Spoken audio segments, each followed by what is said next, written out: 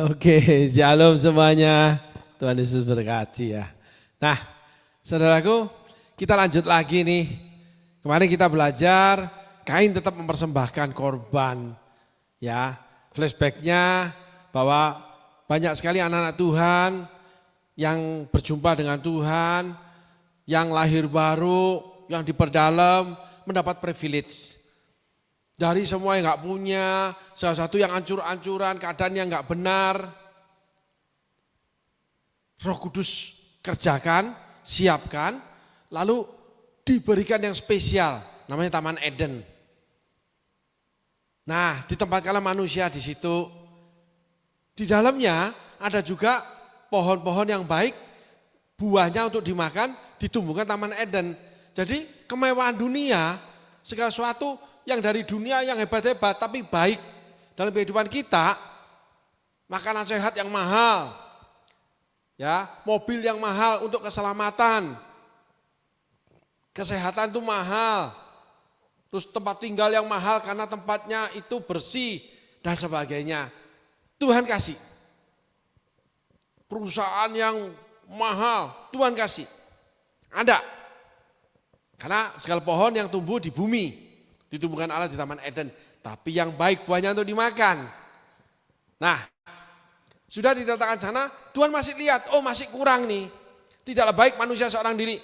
Gua tambahin deh, keluarlah dari dalam, dibungkus sama Tuhan, jadilah hebat orang ini.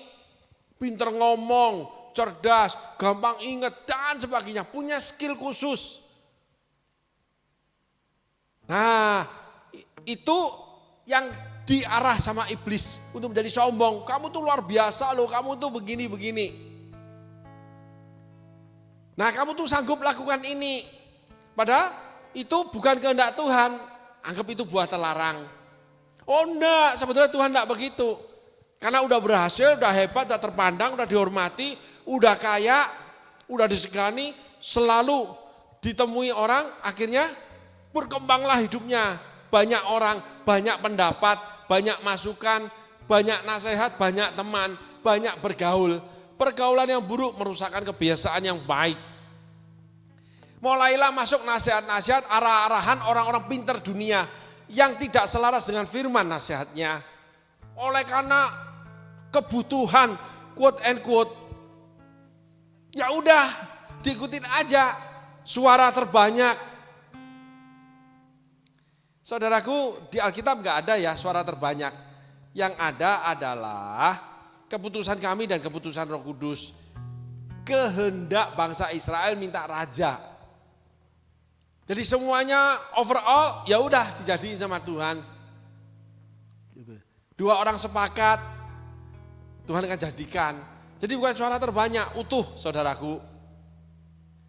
Ya. Nah, setelah itu makin melambung. Wah, Tuhan makin berkati kayaknya. Padahal udah makan buah terlarang. Karena benar juga Om Mangun Musi, sebetulnya lebih bagus gitu. Mulai buah terlarang tuh menarik hatinya Hawa. Nah, mulai nih pakai cara dunia. Masuk pelan-pelan. Kehilangan privilege. Enggak langsung. Pada waktu hari yang sejuk, tetap berjalan baik. Wah, tetap hebat, semuanya bagus.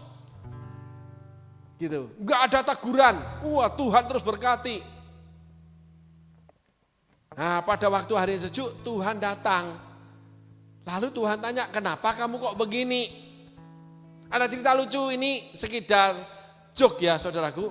Ada seorang influencer, seorang wanita yang menurut saya, istri saya dan beberapa teman, cantik orangnya. Sebetulnya cantik. Tapi oleh karena sudah terkenal influencer, maka dia mulai oplas. Ini kurang, itu kurang. Menurut saya malah bukan cantik, aneh saudaraku. Gitu. Nah, oleh karena udah berhasil, macam-macam tingkahnya. Oleh karena nasihat orang-orang dunia, kamu sebetulnya di kamera itu, kalau tulang pipimu ini kamu potong, kalau inimu kamu potong, kalau inimu kamu majuin, kalau matamu kamu buka, itu secara kamera kamu tuh lebih bagus. Orang lebih senang lihat. Mulai mikir. Oh iya. Nah, kurang lebih contoh seperti itu ya saudaraku ya. Nah, orang dunia tidak selaras dengan firman. Cukupkanlah apa yang ada padamu, mengucap syukurlah. Gitu. Kalau bercandanya saya begini, ya orang pendek itu asik kalau dalam perang. Peluru susah sih kena dia karena dia pendek. Lewat aja di atas kepala, yang tinggi kena duluan saudaraku. Kalau hidung mancung untuk ikut tinju susah. Gampang kepukul, gampang mimisan dia. Tapi kalau pesek enggak, luput aja gitu saudaraku. Ya maaf, bukan ini ya saudaraku ya, bercanda. Tapi siapa bilang kelemahan tubuh ini enggak ada orang suka? Tuhan ciptakan pasti ada yang suka. Benar saudaraku, saya punya pengalaman ketika muda, saya belum kenal Tuhan. Saya pernah bekerja di sebuah salon rambut saudaraku, sebagai hairdresser yang cukup terkenal, saudaraku. Saya di sana untuk apa? Untuk cari cewek. Masih belum menikah, masih muda saya saudaraku. Nah, saya punya rekan hairdresser yang sama, usia hampir sama, potongan hampir sama, cuman berbeda ini aja sih, spesifiknya aja. Kami berjalan tuh seperti hampir sama, gitu saudaraku, tapi tipenya beda. Nah, kami tidak pernah berebut cewek, karena sama-sama selalu nyari cewek kami ini. Jadi kalau yang badan besar, kulit agak hitam, dia suka. Dia nggak suka yang putih, nggak suka badannya kecil. Gitu saudaraku. Kalau saya badan besar, kulit agak hitam, saya nggak bisa, nggak suka. Saya suka yang badannya itu proporsional, lalu kulitnya putih. Kurang lebih begitu saudaraku. Jadi kami nggak pernah berebut. Jadi yang hitam itu tetap ada peminatnya. Contoh, artis top Hollywood, suaminya negro. Istrinya itu orang bule saudaraku. Ada lagi orang Jepang yang punya suami orang Indonesia, nyari. Saya pernah, kan sering ke Bali saya dulu saudaraku ya. Lalu ada beberapa yang namanya anak pantai, itu diminati oleh orang-orang Jepang. Orang Jepang, gadis Jepang sengaja datang cari mereka anak pantai. Yang hitam keling, yang kena air laut, yang belel saudaraku kayak jeans. Tapi mereka asik, kulitnya kemerah-merahan, mereka suka. Enggak semua perempuan suka laki-laki yang necis, rambutnya rapi, pakai dasi. Ada yang gondrong, ada yang pakai blue jeans. Contoh, tokoh-tokoh musik. Kadang-kadang penampilannya itu berbeda. Tapi mereka banyak perempuan yang mengingini mereka. Sehingga ciptaan Tuhan itu indah, enggak usah diganti saudaraku. Gitu. Kenapa? Keberhasilan. Sehingga keberhasilan itu seringkali meracuni kita. Di dalam keberhasilan itu ada pikiran iblis. Ular itu nangkring di pohon. Di Taman Eden.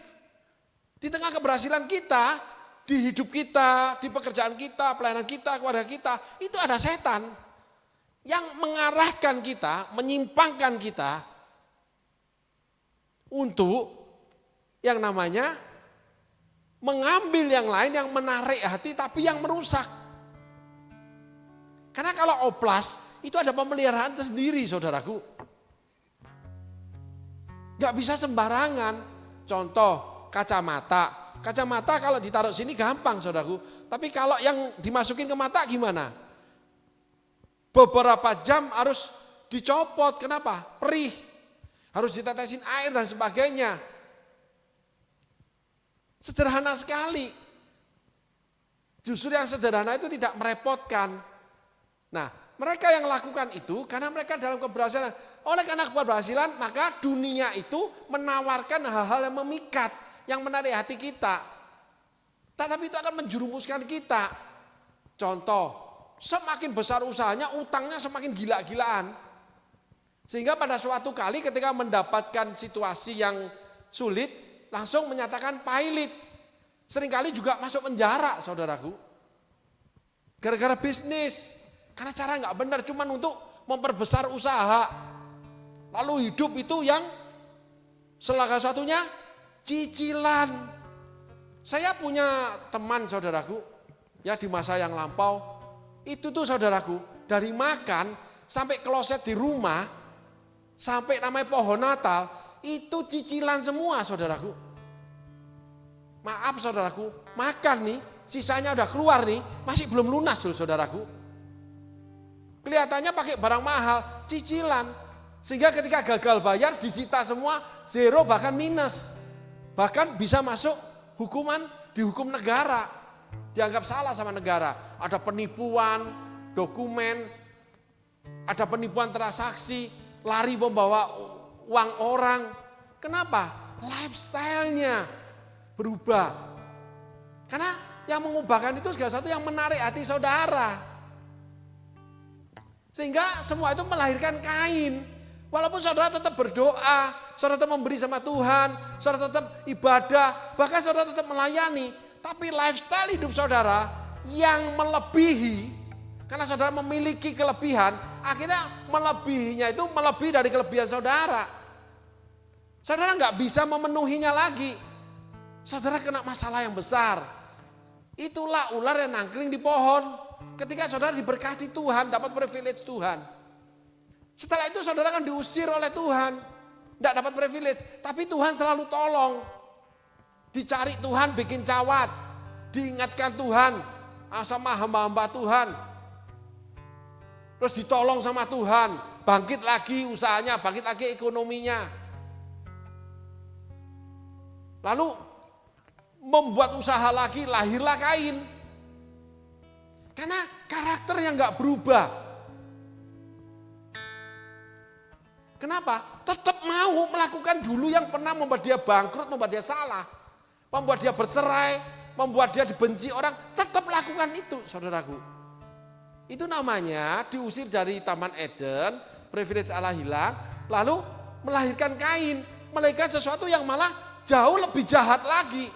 Jauh lebih licik, jauh lebih curang, jauh lebih hedon, glamour, crazy rich, flexing, semuanya nggak masuk akal yang dilakukan. Lebih daripada yang lalu.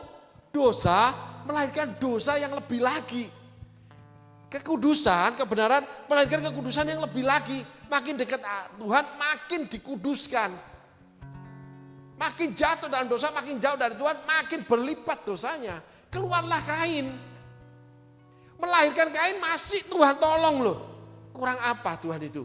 Tetapi satu hal kita belajar, pertolongan Tuhan tidak menjadikan tolok ukur saudara itu benar di hadapan Tuhan. Belum tentu. Karena pertolongan Tuhan Kain lahir. Saudara tetap memberi, tetap melayani, tetap aktif ibadah, tetap berdoa sama Tuhan. Tapi perilaku nggak berubah. Bahkan lebih dan lebih lagi. Ketika saudara menjumpai Habel, keluarlah iri hati. Menjumpai orang yang lebih dihargai, menjumpai orang yang ada keberhasilan, menjumpai orang yang saudara dianggap orang itu punya kelebihan, bukan lebih dari saudara loh. Saudara bisa iri hati loh. Nah, keluarlah perkataan-perkataan yang pahit, mata air yang pahit mengeluarkan air yang pahit, mata air yang asin mengeluarkan air yang asin. Alkitab catat. Saudara omongannya selalu menjatuhkan aja, omongannya selalu sombong aja, omongannya selalu merintah orang aja, omongannya kalau orang Jawa bilang sengak, nggak enak, nadanya nggak enak, isi suara nggak enak, isi kalimatnya nggak enak, nggak nyaman, nggak membuat orang itu nyaman. Itulah Kain. Maka ketika ketemu Habel, dia bunuh, ada dengan kata-kata, ada dengan perbuatan. Mari kita lihat. Firman Tuhan kita tengok dulu. Ayat 4. Ayat 3. Setelah beberapa waktu lamanya, maka Kain mempersembahkan sebagian dari hasil tanah itu kepada Tuhan sebagai korban persembahan.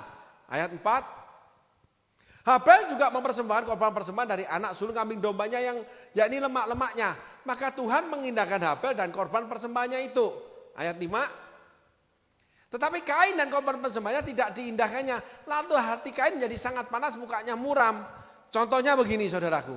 Saudara berada di sebuah komunitas, saudara berada di sebuah pekerjaan, saudara berada di sebuah pelayanan atau gereja. Awalnya saudara ini orang yang betul-betul yang dihargai, diperhatikan, mendapat segala sesuatu yang lebih. Tetapi tiba-tiba muncullah orang lain atau orang yang ada tiba-tiba mendapatkan sesuatu yang membuat dia lebih. Anaknya lulus sekolah kumlot. Itu orang sederhana. Saudara bisa marah loh. Panas hati saudara. Itu dapat promosi jabatan, langsung ditarik ke pusat. Sekarang hidupnya enak di pusat. Saudara padahal saudara itu nggak ada hubungannya, saudara itu punya hal-hal yang lebih. Saudara bisa panas loh. Itu saudara punya Kain. Saudara sudah melahirkan Kain. Jadi segala sesuatu orang lain yang mendapatkan lebih, yang mendapatkan enak, saudara hati saudara panas. Dan saudara selalu merendahkan orang lain. Saudara selalu perintah-perintah kepada siapapun. Semuanya dalam area keangkuhan, kecongkakan, kesombongan, tinggi hati. Jadi semuanya tuh nggak boleh dalam pandangan saudara lebih. Dan perkataan itu pahit terus yang keluar. Lah ya bisa aja. Karena memang sekolahnya sih bukan seperti yang ini. Maka di sana banyak murid-murid yang memang kurang. Sehingga anaknya lebih. Puji Tuhan. Tapi menjatuhkan. Omongan orang-orang yang kelihatannya itu bijaksana tapi menjatuhkan saudaraku. Itu Kain saudaraku. Lalu suka perintah-perintah segala sesuatu. Mana? Thank you. Gimana? Gak ada kerendahan hati, salam dulu, terima kasih, gimana kabar? Gak ada. Yesus saja setelah dimuliakan, dia bertemu murid, dia memberi salam damai sejahtera buat kalian semua. Angkuh congkak tinggi hati, karena setan itu seperti itu, iblis itu congkak, ingin menyamai yang maha tinggi. Sehingga iblis gak suka. Kalau manusia dikasihi Allah maka selalu dijatuhkan. Itu Kain saudaraku. Ketika Habel mendapatkan tempat dalam kehidupan. Ketika seseorang mendapatkan sesuatu yang lebih. Hati-hati saudaraku. Penilaian saudara terhadap seseorang itu menggambarkan hati saudara hitam atau putih. Hati saudara dipenuhi Roh Kudus atau dipenuhi dengan iri hati, cemburu, panas hati. Karena saudara sudah makan buah terlarang. Saudara sudah melakukan banyak hal yang salah secara Alkitab. Itu namanya mengkamirkan perilaku mewarnai hati saudara. Sehingga perkataan saudara, perilaku saudara, perbuatan saudara, itu gambaran dari hati saudara.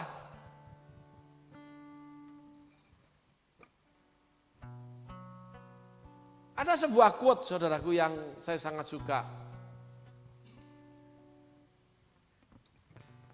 Perbuatan seseorang itu lebih menggambarkan daripada perkataan orang itu. Perkataanmu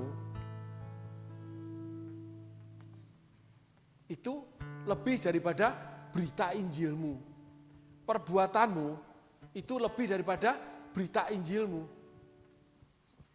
Sehingga saudara ketika berkhotbah baik, ketika ke gereja bersikap baik, tapi ketika di pabrik, di perusahaan, saudara jahat banget dengan karyawan. Di gereja saudara murah hati, tapi di perusahaan, di rumah tangga, dengan asisten rumah tangga, saudara pelit, saudara jahat banget. Memperlakukan tidak manusiawi. Itu Kain saudaraku. Sehingga Kain selalu panas hati. Dan ingin menghabisi Habel. Itu saudaraku. Perkataanmu berbicara lebih keras dari berita Injilmu. Perbuatanmu berbicara lebih keras daripada berita Injilmu. Jadi kita memberitakan Injil pasti baik. Tapi selebihnya, apakah kita tidak sebaik seperti Injil yang kita beritakan. Di gereja kita baik, di rumah tangga baik, tapi di perusahaan tidak baik. Kejamnya dengan karyawan, di rumah hidup mewah, anak kasih mewah, pelitnya dengan karyawan, jahatnya menerapkan sistem pekerjaan, culas, curang dalam perdagangan, soal keuangan licik sekali.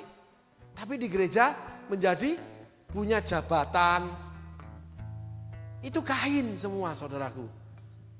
Dan di gereja dia pasti banyak dominan dan selalu ingin lebih daripada orang lain. Saya ada melihat sebuah tayangan saudaraku dari sebuah konten di mana hostnya ini kalau bicara itu selalu mengundang, ya, memancing dengan kalimat-kalimat yang mencibirkan. Itu saudaraku. Saya lihat orang ini nggak baik deh. Kasih itu menutupi segala kesalahan.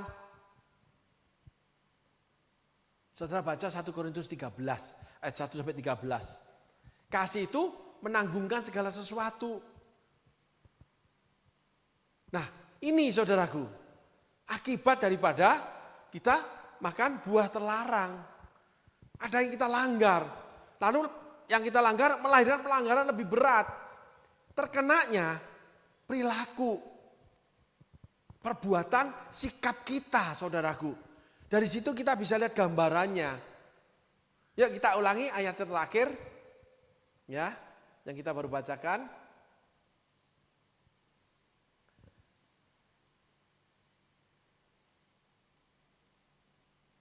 Tetapi Kain dan korban persembahannya tidak diindahkannya.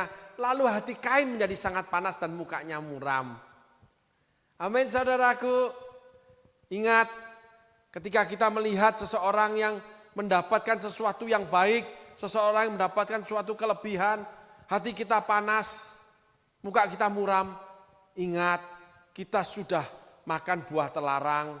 Kita sudah mengikuti segala sesuatu yang dari dunia menarik hati kita.